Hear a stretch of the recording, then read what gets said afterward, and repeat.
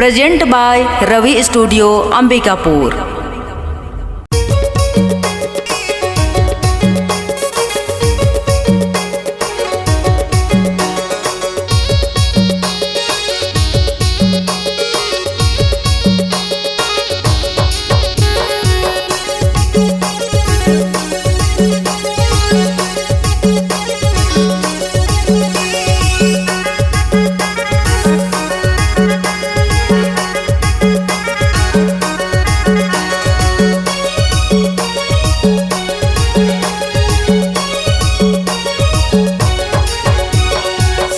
ऊपर साड़ी पहिरे साड़ी चमकदार, छौड़ी रेंगे चिमिक चमक दिखे जोरदार। साया ऊपर साड़ी पहिरे साड़ी चमकदार, छोड़ा रेंगे लसर पसर बड़ा जोरदार। दिखे जोरदार जी लगे चमकदार, लागे जोरदार जी दिखे चमकदार। रेंगे जोरदार जी रेंगे जोरदार, दिखे चमकदार जी रेंगे जोरदार।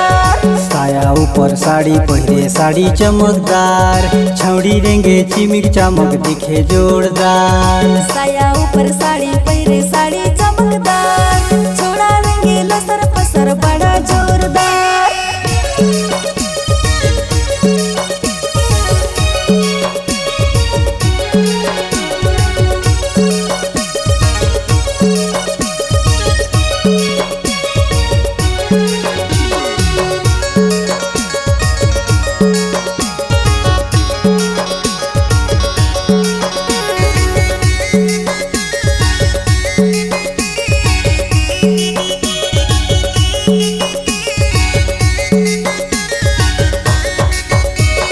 हाथ में हरा चूड़ी काने झुमका बाली, गजरा लगाए मुड़े मकरा के जाली।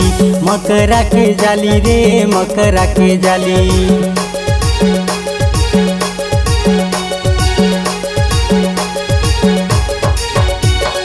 हाथ में हरा चूड़ी काने झुमका बाली, गजरा लगाए मुड़े मकरा के जाली।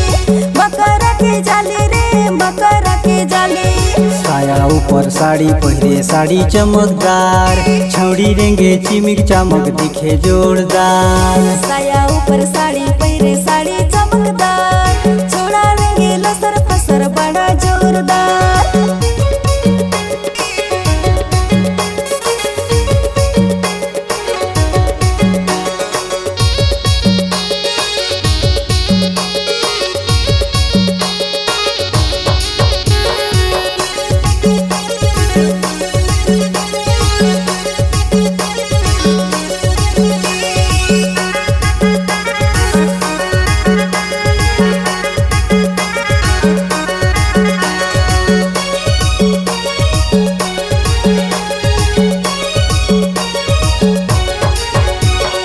ऊंचा सैंडल पहिर धरे हाथ में मोबाइल, रोड में चले तुरी मार के स्टाइल।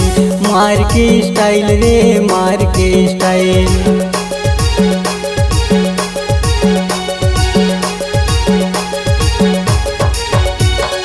ऊंचा सैंडल पहिर धरो हाथ में मोबाइल, रोड में चलो मैं मार के स्टाइल। मार के स्टाइल रे मार के स्टाइल। साया ऊपर साड़ी पहिरे साड़ी चमकदार, छौड़ी रेंगे चिमिक चमक दिखे जोरदार। साया ऊपर साड़ी पहिरे साड़ी चमकदार, छोड़ा रेंगे लसर पसर बड़ा जोरदार। दिखे जोरदार जी लगे चमकदार, लागे जोरदार जी दिखे चमकदार। रेंगे जोरदार जी रेंगे जोरदार, दिखे चमकदार जी रेंगे जोरदार। साया ऊपर साड़ी पहिरे साड़ी चमकदार, छौड़ी रेंगे चिमिक चमक दिखे जोरदार। साया ऊपर साड़ी पहिरे साड़ी चमकदार, छोड़ा रेंगे लसर पसर बड़ा जोरदार। छौड़ी रेंगे चिमिक चमक दिखे जोरदार। छोड़ा रेंगे लसर पसर बड़ा जोरदार। छौड़ी रेंगे चिमिक चमक दिखे जोरदार।